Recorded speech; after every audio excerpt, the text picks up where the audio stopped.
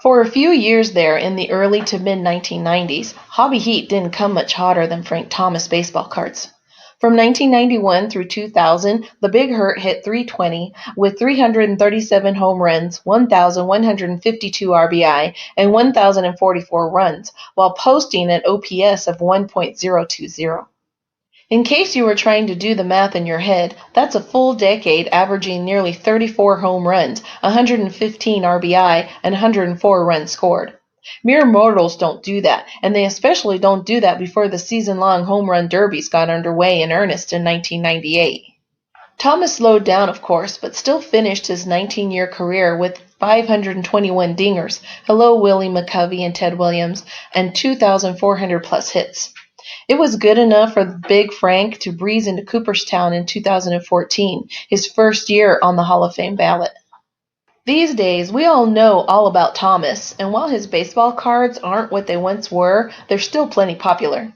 The problem when trying to run down a list of cards for any modern player, though, is that there are thousands of them.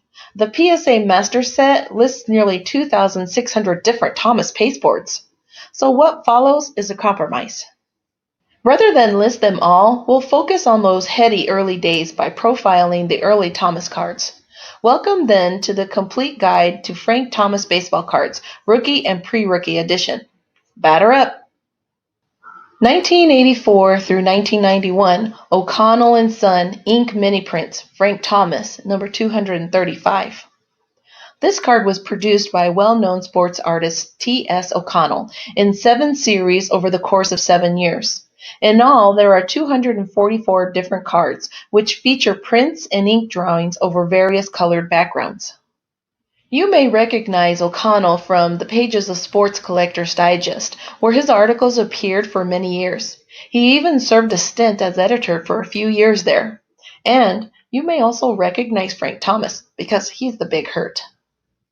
1987 Auburn Tigers, Tiger Great, Frank Thomas.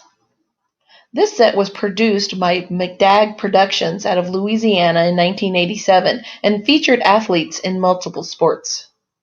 One of those guys himself was featured in multiple sports on these cards. Yeah, Bo Jackson scored in football and baseball, just like in real life. And Big Frank shows up here too, making this tough and limited set a popular get for diehard collectors. This is generally considered Thomas's first card, and it gets pricey. 1987 Team USA Baseball, Pan Am Games, Blue, Frank Thomas, number 36. These cards were issued by BDK to honor the USA team that played in the 1987 Pan American Games, in Indianapolis, baby. While scarce and popular, it's not quite as hard to find or as expensive as Frank's Auburn card. 1987 Team USA Baseball, Pan Am Games, Red, Frank Thomas, number 23. This is basically the red version of the blue card listed before, and though this set also honors the 1987 Pan American team, it was actually issued by BDK in 1990. The motivation for the reprint was undoubtedly to capitalize again on the guys who were making their way in the big leagues: Thomas, Tino Martinez, Jim Abbott, Pat Combs, Ty Griffin, and others. 1988 Ballpark Cape Cod Prospects, Frank Thomas, Orleans Cardinals, number 14. Ballpark Cards fired up the presses in 1988 to print off about 6,000 sets of Cape Cod prospects to the delight of local collectors. In addition to Thomas, the set features major leaguers like Chuck Knobloch, Jeff Bagwell, Mo Vaughn, Jeremy Burnitz, and others. Today, Bagwell is the gem of the bunch, with Big Hurt not far behind.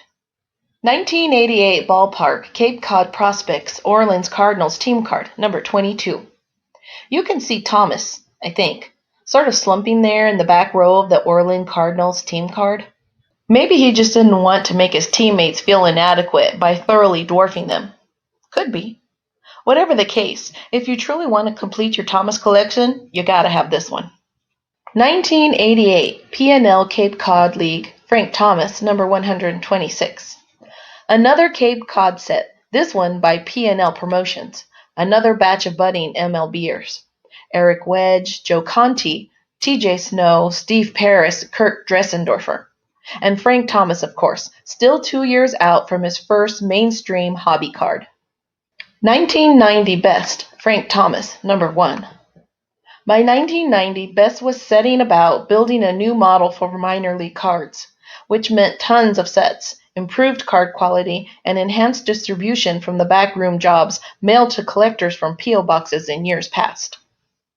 Here in the base Best set, Thomas starts to get his due as the number 1 card in a full-blood set that could have easily been mistaken for a Borders issue, but that was legit. 1990 Best Birmingham Barons, Frank Thomas, number 1. And Thomas also scored the number 1 card here in the Birmingham Barons team set. Such are the spoils for a monster slugger who would slam 18 homers and hit .323 in Double-A that summer before making the jump to the majors. 1990 Best Frank Thomas bonus card, number 318. Best couldn't resist with just 2 cards of Big Frank as he streaked towards the majors. Nope, they thought it best to issue a bonus that shows Thomas' designation as a draft pick, because some players aren't draft picks or something. 1990 Bowman, Frank Thomas, number 320. This is one of the first cards to show Thomas as a member of the Chicago White Sox, and it looks great. Of course, there's enough 1990 Bowman product out there still to soak up Noah's flood, so even a Thomas rookie isn't super valuable. 1990 Bowman Tiffany Frank Thomas, number 320. This card is identical to the previous one, except, like all Tiffany cards, it has a high gloss finish and was printed on premium white cardstock. Some estimates put the print run for this set at about $3,000, which is a good deal less than Infinity. Expect this Thomas to bring a premium over the base Bowman version. 1990 Classic Series 3, Frank Thomas, number 93T. Classic began life in 1987 as a board game that came with and utilized baseball cards. By 1990, though, they had graduated to being another card manufacturer, doing what card manufacturers do, like popping out the occasional OMG design and issuing traded sets. Hence, the classic Frank Thomas rookie card. 1990 Coca-Cola White Sox, Fred Thomas. These Coca-Cola cards were issued at Comiskey Park during the 1990 season, and they're pretty thin and fragile. Already pretty scarce, the condition sensitivity makes them really tough to find in higher grades, all of which helps boost Thomas's price tag. 1990 Fleer Update, Frank Thomas, number U87. Fleer didn't take a chance on the Big Hurt in their 1990 set, which made sense considering that he began the season 2 rungs below the majors. After tearing up the Southern League, though, Thomas skipped Triple-A and hit .330 in 60 games with the Chi Sox at the end of the season. And so that fall, Fleer corrected its wrong with this update card. 1990 Leaf, Frank Thomas, number 300. This was one of the cards that helped drive the premium Leaf issue to unprecedented heights for new cards in the summer of 1990. Coupled with guys like Larry Walker and Sammy Sosa, Thomas caught collectors' attention and made the arrival of a box of Leaf on any show floor a real event. We know now that 1990 Leaf isn't as scarce as we once thought, but Frank sits at the top of the mountain where this set is concerned. This card also sort of redeems Donruss's effort for 1990 since they didn't include the slugger in their base set. 1990 O-Pee-Chee Frank Thomas number 1 draft pick, number 414. As if the hobby needed yet another version of the 1990 Topps Thomas rookie card, we got this O-Pee-Chee edition. Nothing too exciting here, other than, being the rookie card of a Hall of Famer. 1990 Pro Cards Single A and Double A Minor League Stars Frank Thomas number 46. If you don't like the best in 1990, or if you just wanted to load up on Frank Thomas minor league cards, you could have turned to Pro Cards and still found plenty of variety. This one comes from a 200 card offering that spanned the middle reaches of the minors and brought us luminaries like Bob Aralt and Brian Turang, but also Javi Lopez, Reggie Sanders, Luis Gonzalez, and other future standout major leaguers. And at number 46, a smiling Big Hurt. 1990 Pro Cards Birmingham Barons Frank Thomas, number 1116. Just how many different 1990 Pro cards were there in the base set that covered the minors team by team? According to the trading card database, that number is 2,461. One of those is a close-up of Thomas. 1990 Pro Cards Glossy, Birmingham Barons, Frank Thomas, number 818.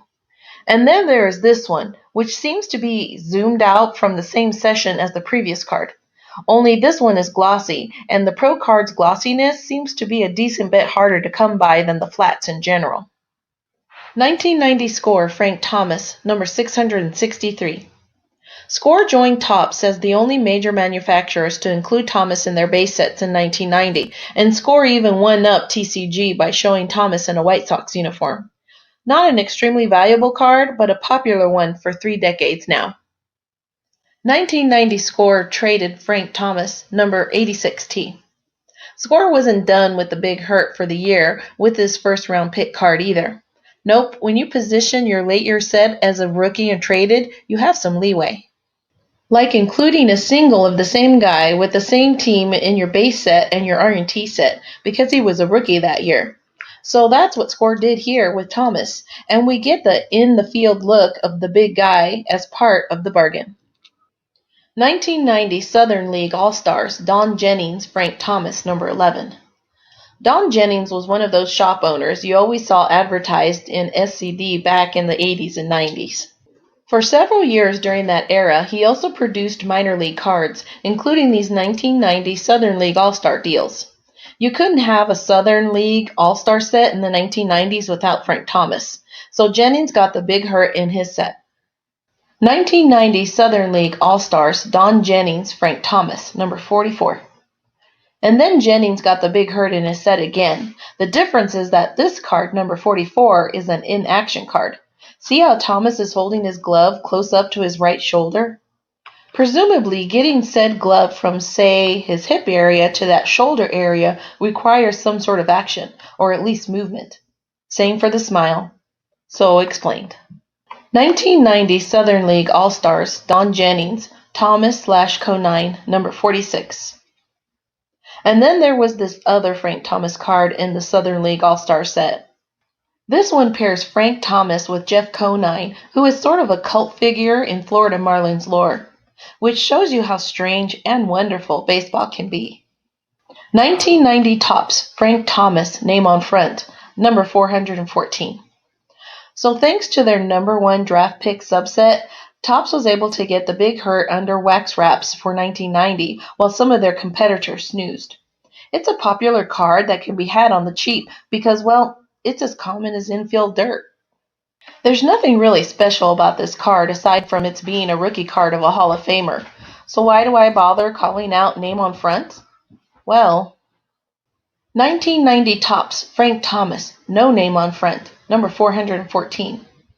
Aside from the occasional Billy Ripken profanity or intentional/non-intentional flip negatives from Upper Deck, the error card mania had pretty much run its course by 1990. But then rumors of this thing started showing up. Did a Topps Frank Thomas rookie card with no name on front really exist? Turns out it did, and it does. As of October 2019, PSA has seen 200 of them come through the door for grading. So what's going on here? Well, if you look closely at this card, you can see that there is some black ink missing from the left-hand border, some missing from the bottom border, and all missing from the nameplate box thing. It seems then that something went wrong during the printing process that wiped out a diagonal swath of black across the lower part of the card, but not for too long of a period. It's a printing defect, really, like when you get a fly on a plate or the fronts and backs misaligned. Normally, printing defects don't impart a lot of value on the card involved, but this one is different. For one, well, big hurt. For two, the way this defect manifests makes it look very exotic. Like Topps just forgot to turn on the name bit when they were programming the Thomas rookie card. And for three, there are enough of these to make them at least possible to dream about owning. If you ever do get a chance to own one, though, you're likely going to have to drop 4 figures plus to get it. And be careful with counterfeits and reprints because folks have had a lot of fun with those cards over the years. 1990 Topps Tiffany, Frank Thomas, number 1 draft pick, number 414. And then, of course, there is the Tiffany version of the Topps rookie card. You know the drill. The same card, better stock, blinding gloss, limited print run, higher prices. In this case, limited meant about 5,000 of each card were printed. So it's more expensive than the corrected base card, but it's no Hannes Wagner. A Leon Wagner? Maybe. Like our video? Then like our video and subscribe to our channel. waxpackgods.com